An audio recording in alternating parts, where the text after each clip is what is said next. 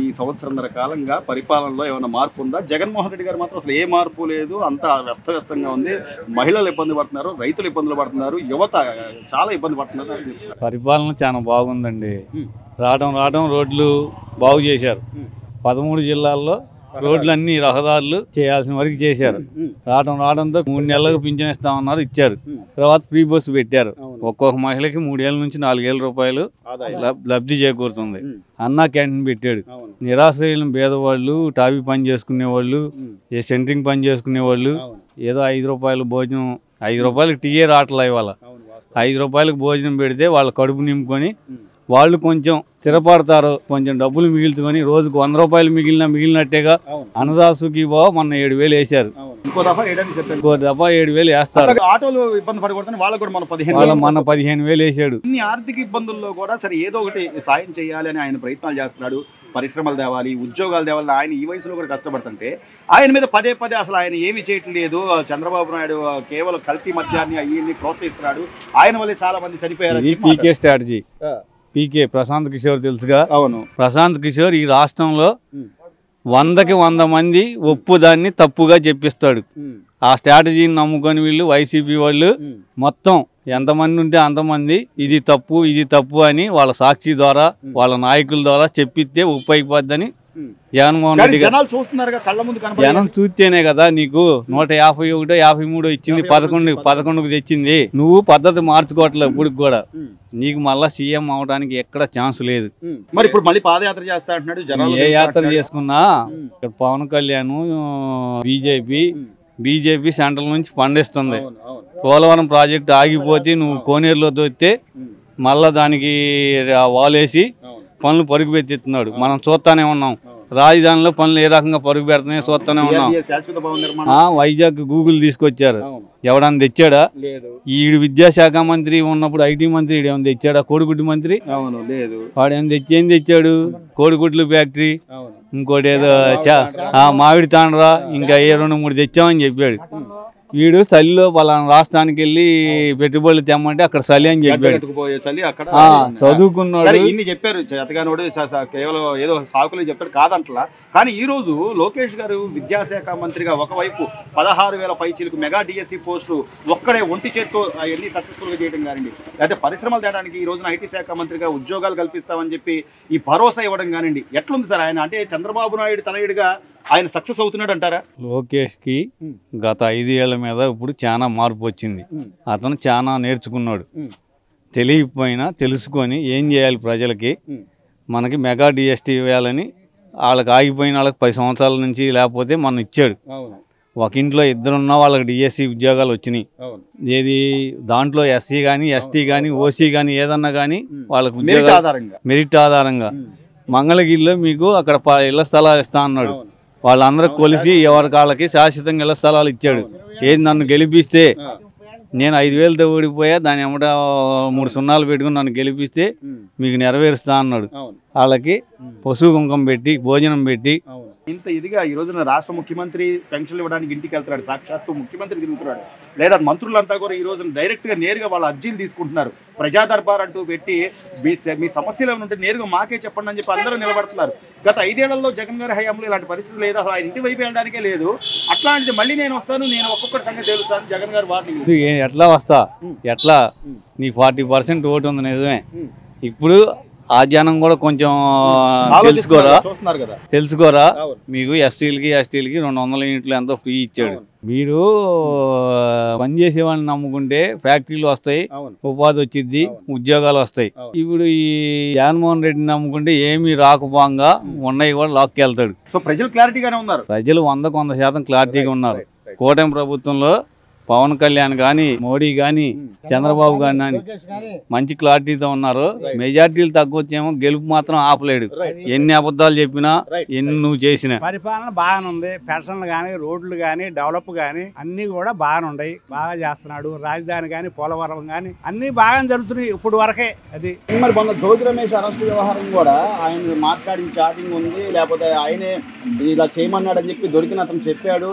ఇవన్నీ ఉన్నా కూడా నేను అమ్మవారి దగ్గర నేను కర్పూరం వెలిగించారు, నన్ను అన్యాయంగా అరెస్ట్ చేశారని ఆయన. అన్యాయం ఎందుకు చేస్తారండి? అక్కడ అంతా ప్రూఫ్ అయితేనే అరెస్ట్ చేసింది. ప్రూఫ్ అవ్వని అరెస్ట్ చేస్తారా? లేదు కదా. ఇప్పుడు చంద్రబాబు నాయుడు గారిని ఏ ప్రూఫ్ లేకుండా ఎందుకు అరెస్ట్ చేశారండి చెప్పండి మీరు? ఏ ప్రూఫ్ లేకుండా ఆయన ఏమి తప్పు చేశాడని అరెస్ట్ చేశారు. అంటే అప్పుడు అధికారం ఉంది, నేను చలాస్తున్నాను, నేను తీసుకెళ్ళి లోన్ ఎత్తాను కొడతానంటే సరిపోద్దా? అట్లా చేయాలంటే ఈయనే చేయగలరు, కానీ ఆయనకి తేడా ఉంది. ఆయన చేసినట్టు ఈయన చేయలేడు. ఈయన చేస్తే మొత్తం లోపల ఉండేవాళ్ళు ఈ పార్టీ. నిజమే కదా, దాదాపు సంవత్సరంన్నర అవుతుంది అధికారంలోకి వచ్చి.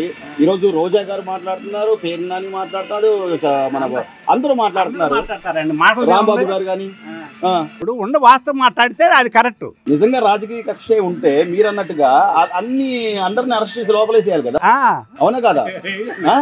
సో అట్లా అది ఉందా? పరిపాలన అలా ఉందంటారా? పరిపాలన అట్ట కాకుండా ప్రశాంతంగా చక్కగా పూపు తీసుకొని కరెక్ట్ గా చేస్తున్నాడు. బాబాయ్, మీరు ఒక రైతుగా మీకు అన్ని తెలుసు. మొన్న జరిగిన తుఫానుకు సంబంధించి ముందస్తుగా రైతులను హెచ్చరించడం కానీ జాగ్రత్త ఆయన రోజుకి 20 గంటలు వర్క్ చేశాడు. దాని గురించి ఏది ఆస్తి నష్టం లేకుండా, జన నష్టం లేకుండా బాగా చెయ్యాలి అని చెప్పి ఆయన బాగా అందరినీ. మరి మొన్న జగన్మోహన్ రెడ్డి గారు వెళ్ళి పరామర్శించి అసలు నష్టపోయారు, రైతుల కళ్ళల్లో రక్తం కనబడుతుంది నాకు అని చెప్పి అంటున్నాడు మరి ఆయన. అది చెప్పాడండి, మేము చూసాం కూడా, టీవీలో కూడా చూసాం. అవన్నీ జరిగినాయి. తుఫాన్ వెళ్ళిపోయిన తర్వాత వచ్చి పరామర్శిస్తారా? తుఫాన్ ఉన్నప్పుడు ఎవరైనా వచ్చి సాయంగా ఉంటాడా? ఎట్లా చూడాలి బాబాయ్? అవి మామూలుగా ఆయన జరిగే వాస్తవం అదేనండి. ఆయన పద్ధతి అదే. మనం చెప్పుకునేది ఏముంది? ఇంకా నేను ఏది చెప్తే అదే నమ్ముతారు జనాలు అని అనుకుంటున్నారంటారా? ఏంటి నమ్మరు. ఆ రోజు కూడా డబ్బులు 400 ఇచ్చి తీసుకొచ్చాడు జనాన్ని. వాళ్ళంతటి వాళ్ళు రాలా. అభిమానంతో వచ్చిన వాళ్ళు కాదు. అభిమానంతో వస్తే అది గొప్పతనం. అభిమానంతో కాదు, 400 ఇచ్చి తీసుకొచ్చాడు జనాన్ని. సో జనాలందరికీ తెలుసు ఏం జరుగుతుంది ఏంటని. మొత్తం తెలుసండి. రాష్ట్రంలో ఎలా ఉంది పరిపాలన అలా తెలియకుండా ఎవరు లేరు. ఇలా 5 ఏళ్ళకి కూడా తెలుసు రాజకీయం. మన పెద్దలకే కాదు, 5 ఏళ్ళకి కూడా రాజకీయం తెలిసిపోయింది. తొందరలో మన గ్రామ పంచాయతీ ఎన్నికలు రాబోతున్నాయి. అసలు ఏమనుకుంటున్నారంటారు? గ్రామాల్లో పరిస్థితులు ఎలా ఉన్నాయి? గ్రామాల పరిస్థితి కూడా బాగానే ఉన్నాయా? సైడ్ కాలువలని కానీ, లేకపోతే పంట కాలువల పూడికి తీత పనులని కానీ, ఇవన్నీ గత జగన్మోహన్ రెడ్డి గారి హయాంలో కనీసం ఒక్కటైనా జరిగిందా బాబాయ్? చేయలేదండి. చేయకపోతే ఇప్పుడు నేను మళ్ళీ రావాలంటున్నాడు ఆయనే. చేయపోయినా కూడా మళ్ళీ రావాలంటున్నాడా? మరి జనాలు ఆలోచిస్తారా లేదా పిచ్చోళ్ళు అంటావా? జనం ఇలా అంత పిచ్చోళ్ళు లేరు కదా. ఉన్నారా? లేరుగా. అవును, మొత్తం అరచేతిలో మొత్తం ప్రపంచం కనపడుతుంది. ఇక్కడైతే బాగానే ఉందంటారా ఇప్పుడు ఈ సంవత్సరం? పెన్షన్ కూడా అండి 1 గంట కూడా లేట్ కావట్లా, 1 రోజు కూడా లేట్ కావట్లా. పెన్షన్ కూడా కరెక్ట్గా ఇస్తున్నారు. 4 ఏళ్ళు కరెక్ట్గా. తగ్గిస్తున్నారా బాబాయ్? ఒక్క రూపాయి కూడా తగ్గించే క్వశ్చన్ లేదు. అసలు అట్లాంటివి లేవండి. ఇప్పుడు వరకే అలాంటివి లేవు. అది అట్లాగే బాబాయ్, గతంలో ఈ గంజాయి అని అదని ఉండేది. ఇప్పుడు ఈ కల్తీ మద్యం గురించి కూడా పెద్ద గోల్ జరుగుతుంది. అసలు కల్తీ మద్యం చంద్రబాబు నాయుడే తెచ్చాడని చెప్పి జగన్మోహన్ రెడ్డి మాట్లాడుతున్నారు. చెప్పాలండి, చెప్పపోతే ఇప్పుడు నా తప్పు నీ మీద కప్పిపుచ్చాలి, అందుకని చెప్తా ఉంటాడు. ఏముంది అది? కానీ జనాలకు తెలుసు ఎవరేంటని, అన్నీ తెలుసు. జనం అంత పిచ్చోళ్ళు ఏం లేరు. ఇవాళ వాళ్ళు చెప్పినట్టు చేస్తున్నారు. ఇప్పుడు వచ్చిన వాళ్ళు కూటమి వాళ్ళు. అంటే ఏంటి, ఏం గమనించారు మీరు? రోడ్లు, పెన్షన్లు, 1వ తారీఖు ఉద్యోగస్తుల జీతాలు, మరి ఇవన్నీ చెప్పినట్టు చేస్తున్నారు.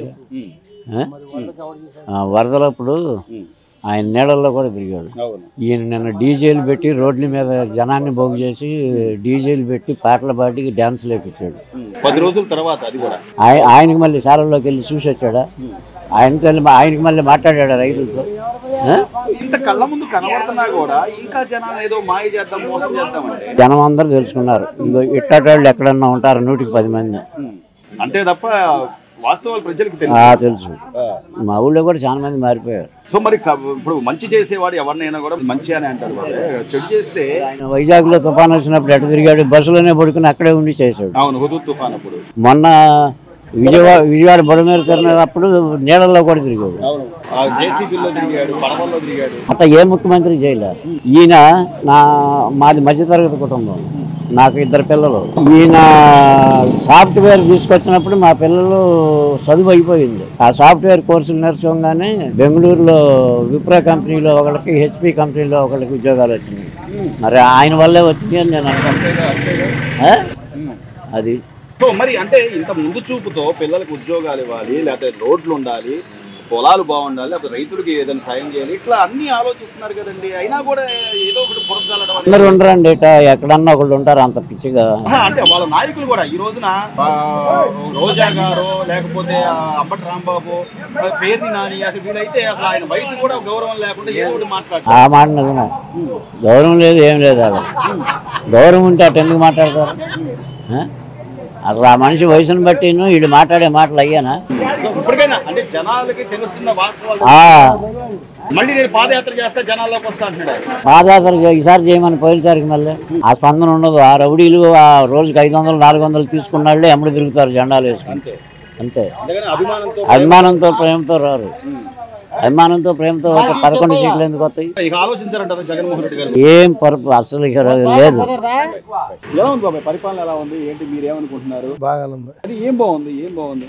జీడి పనులు బాగానే ఉన్నాయి, రోడ్లు బాగానే ఎత్తున్నాడు. ఒక రైతుగా మొన్న జరిగిన తుఫానుకి సంబంధించి కొద్దిగా ముందస్తుగా ఇబ్బంది లేదు తుఫానికి, అసలు ఏం లేదు. అటు జరిగింది మనకే తుఫాను ఇబ్బంది లేదు. అవును, కాకినాడ తీరం వైపు దాటి అంతే, మనకి అలాగే ఏం లేదు. అసలు ఇటు గుంటూరు జిల్లా అసలు ఏం ఒక్కరో కూడా లేదు చేదర్లా. అయినా కూడా కొద్దిగా ముందస్తుగా ఏర్పాటు చేశారులే కానీ అటు రేపలకి వెళ్ళి మాకేం ఉండదు, మాది మెరక్ కదా, మాకేం ఉండదు. అటు రేపల సైడ్ బాబు చేసి ఉంటారులే కానీ మాకు ఉండదు ఇక్కడ. ఇప్పుడు బాబాయ్, ఇప్పుడు చంద్రబాబు గారు వచ్చాక కొద్దిగా పొలం వైపు మీకు కాలువల పొడికి తెత్త పనులని అవన్నీ చేశారా? మొన్న మధ్య చేసినట్టు ఉన్నారుగా, ఎండాకాలం చేశారు కొన్ని పనులు. మార్పు ఉండాలిగా వాళ్ళకి వీళ్ళకి, ఆ ప్రభుత్వానికి ఈ ప్రభుత్వం. ఇప్పుడే వచ్చింది ఆయన, వచ్చింది 2 సంవత్సరం అయితే కానీ మళ్ళీ మార్పు రాదు మెల్లిగా. మొన్నే వచ్చింది ఈయన, వచ్చాక పాపం రోడ్లు బాగానే పోతున్నాడుగా, జట్టంగానే పోసాడు రోడ్లు. ఇది దరిద్రంగా ఉండేది ఈ రోడ్డు, ఆ రోడ్డు దరిద్రంగా ఉండేది, దరిద్రంగా ఉండేది. అమ్మ బాగు చేసాడు, ఆడలకు హాయిగా ఉన్నారు, శుభ్రంగా వెళ్తున్నారు, చెదరకొని వెళ్తున్నారు. ఈ నియోజకవర్గానికి సంబంధించి లోకేష్ గారు ఎమ్మెల్యే, ఆయన ఇంతకుముందు చంద్రబాబు నాయుడు గారు కొడుకు అనుకునేవాళ్ళు తప్ప ఇప్పుడు ఆయన వ్యక్తిగతంగా బాగా ఆయన మంచి పని చేస్తున్నారు. ఆయన చేస్తున్నాడు, ఇదివరకు తెలియలేదు ఆయనకి, ఇప్పుడు తెలిసింది కదా, ఇప్పుడు బాగా చేస్తున్నాడు ఆయన, బాగా చేస్తున్నాడు. ఇప్పుడు ఆయన తెలియదు ఆయనకి, ఇప్పుడు తెలిసిపోయింది కదా ప్రభుత్వం అంటే. ఆయన గెల ముందు కత్తి ఇచ్చేసాడు, అటు తిరిగాడు, ఇప్పుడు కత్తి లైన్లో చేస్తున్నాడు ఇక అన్ని. మరి మళ్ళీ నేను వస్తాను, నేను పాదయాత్ర చేస్తాను జగన్మోహన్ రెడ్డి గారు. చేయని బాగా ఎవరు తిప్పలు పడతారు, నువ్వు తిప్పలు నేను ఆ తిప్పలు పడతాను. కానీ జనాలు ఏమనుకుంటున్నారు, ఎందుకు మనం ఓడిపోయాము మళ్ళీ ఏది అది అండి, అది మనం చెప్పాల్సింది. జనం అంతా జనంలో మైకం, అది అంతా మందగాది అంతా ఎవరు ఇష్టం అట్టు ఉండిద్దు, అంతేగాని నీ ఇష్టం నా ఇష్టం. మార్పు వచ్చేది, చాలా వచ్చేసింది మార్పు. గతంతో పోలిస్తే ఏమైనా మార్పు కనిపిస్తుందా? అంటే చంద్రబాబు నాయుడు గారు ఈ వయసు వచ్చిన తర్వాత కూడా ఆయన పరిశ్రమలు రావాలి, ఉద్యోగాలు రావాలి అని ఆయన ప్రయత్నాలు కానీ ఇంతకన్నా ఇంకెవరు చేయలేరండి. ఇంతకన్నా వీళ్ళిద్దరే చేసేది. ఎవరంటారు? చంద్రబాబు గారు కొడుకు. అంతే. మా నియోజకవర్గం శుభ్రం చేసి పెట్టారు. ఒక్కరో అన్ని గుంటలే వాడు ఉన్నప్పుడు, కొంచెం ఇప్పుడు వచ్చిన తర్వాత వీళ్ళు వచ్చిన తర్వాత అన్ని శుభ్రం చేసి పెట్టారు. మొన్న వచ్చిన తుఫాను వచ్చినప్పుడు కూడా వాళ్ళంతా కట్టుబడి చేస్తే ఆయన ఏమో వాళ్ళ ఆవిడ తీసి టూర్ వెళ్ళాడు, ఇంకొక ఆయన ఏమో క్రికెట్ చూడడానికి వెళ్ళాడని జగన్మోహన్ రెడ్డి గారు మాట్లాడుతున్నారు. అసలు ఆయన ఏమైపోయాడు ఆ తుఫాన్ రోజు అనేది ఎవరికి చెప్పట్లేదు. ఆయన బెంగళూరులో ఉన్నాడు పాపం. మరి తుఫాన్ తర్వాత 10 రోజుల తర్వాత వచ్చి పరామర్శించడం కరెక్ట్ అంటారా? తుఫానుకు ముందే జనాల దగ్గరికి వచ్చి ఏం లేదు, కనపడటానికే ఏదో పెంచుకోవటానికి, నేను ఉండాలని చెప్పటానికి. మరి జనాలు అన్ని చూస్తున్నారుగా, అన్ని అరచేతిలోనే మొత్తం ప్రపంచం కనపడుతుంది. చూస్తున్నారు, మరి చూసినా కానీ కొంతమంది వాళ్ళకి ఆయన అంటి పెట్టుకుని ఉన్నాడు, కొంతమంది లాభాలు ఉన్నాయి కదా, ఆ లాభాల కోసం వాళ్ళ దగ్గర చేస్తున్నారు. అంతేగాని మనం 150 నుంచి 11 సీట్లకు ఎందుకు వచ్చాము, మనం ఏంటి, మన లోటుపాట్లు ఏంటి, ఆయనకి అయ్యేం తెలియదండి, అయ్యో ఆలోచించడం. మరి మళ్ళీ నేను పాదయాత్ర చేస్తా, భూమి గుండ్రంగా ఉంటుంది, మళ్ళీ నేను వచ్చాక మీ ఒక్కొక్కటి సంగతి తెలుస్తా అని చెప్పి ఏంది అవన్నీ వాళ్ళకి కాని మాటలు, అతని వల్ల ఏం కాదు. ఈ ప్రభుత్వం పట్ల జనాల్లో మంచి సానుకూలంగానే ఉందండి, ఇక్కడ వరకు సానుకూలమే. మేమన్నట్టు మేము సోదరులము. మీరన్నట్టుగా సార్, మీరన్నట్టుగా లోకేష్ గారు ఈ రోజున ఆయన యువనాయకుడిగా ఒక పక్క విద్యాశాఖ మంత్రి, మరోవైపు ఐటీ శాఖ మంత్రిగా చిన్న విషయం జరిగిన వచ్చేస్తున్నాడండి ఇక్కడికి. చిన్న విషయం జరిగిన అన్ని నియోజకవర్గాలు చిన్న ఊరికి కూడా పోయి కనపడచ్చు. జగన్మోహన్ రెడ్డి గారు గత 5 ఏళ్లలో సీఎంగా ఉంటే చేయలేడు, అతను చేయలేడండి, నమ్మరు. Please subscribe to Leo News for more videos.